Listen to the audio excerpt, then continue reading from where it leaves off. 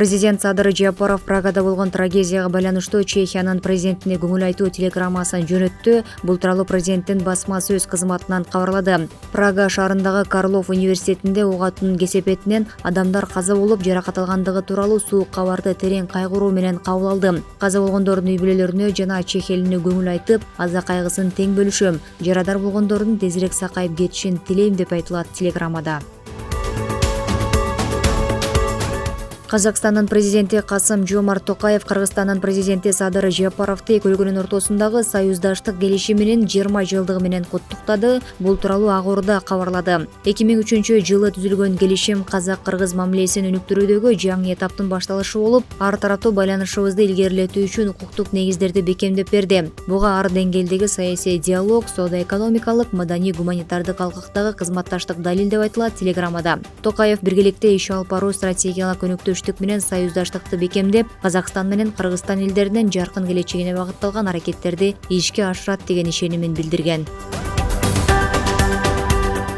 Министрлер кабинетинин төрагасы Акылбек Жапаров Жалал Абад облусуна жасаган иш сапарынын алкагында Сузак районундагы номер 53 тергөө изоляторунун жаңы имаратынын ачылышына катышты. Анда министрлер кабинетинин башчысы мамлекет үчүн кооптуу деп табылган кылмыштуу чөйрөнү коомдон обочо кармоо өзгөчө атайын милдет экенин айтып, шаар ичиндеги абактарды шаардын сыртына чыгаруу саясаты жүрүп жатканын белгиледи. Номер 53 тергөө изоляторунун жаңы имаратын курууга республикалык бюджеттен 364 миллион сомдон ашык каражат бөлүнгөн.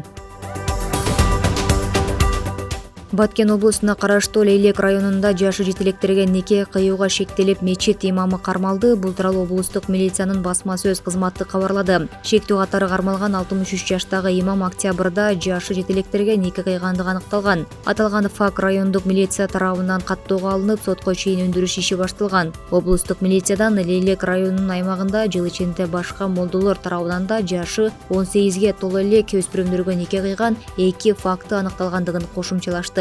Учурда тергөө иштери жүрүп жатат. Кыргызстанда жыл ичинде 96 мектеп ачылууда. Бул тууралуу архитектура, курулуш жана турак жай коммуналдык чарба мамлекеттик агенттиги билдирет. Мекеменин маалыматына ылайык, президент Садыр Жапаровдун демилгеси жана тапшырмасы менен өлкө боюнча салынып жаткан 100 мектептин 96-сынын бүтүшүнө саналуу күндөр калды. Ал Жалал Абад облусунун Сузак районундагы Каныбек Усмоналиев атындагы номер 109 мектептин заманбап имараты болмокчу. Мектептин эски имараты 70 орунду болсо, жаңы имараты 220 орунду. Окуу класстары заманбап жогорку технологиялары менен жабдылган. Архитектура, курулуш жана турак жай коммуналдык чарба мамлекеттик агенттигинин директору Нурдан Орунтаев жана орун басары Талант Иманакун уулу жеринен инспекция жүргүзүп жүрүшөт.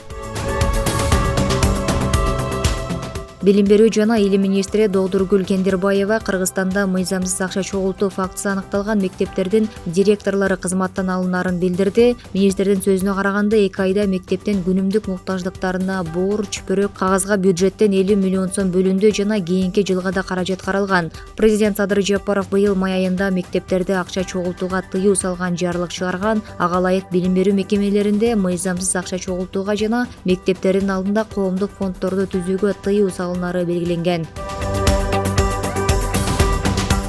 Бүгүн чек талап кылып байге утуп ал кызыктыруучу лотереясы башталды жана ал 30 декабрга чейин уланат. Бул тууралуу мамлекеттик салык кызматы билдирет. Мекеменин маалыматына ылайык, 25-29 декабрдагы утушка 18 миллион 173 миң 997 ID номер менен 409 миңден ашуун адам катышууда. Лотереянын катышуучулары салык чек тиркемеси аркылуу 18,7 миллиард сом суммасында кассалык чектерди сканерлешти. 25-29 декабрда 521 iPhone 14, 519 смартфон, 158 ноутбук жана 21 Dyson фен ойнотулат. Утуштар күн сайын салык кызматынын Facebook жана YouTube баракчаларында түз эфирде көрсөтүлөт. 30 декабрда 10 батирдин, 11 электромобилдин жана чет өлкөгө 4 жолдомонун жеңүүчүлөрү аныкталат.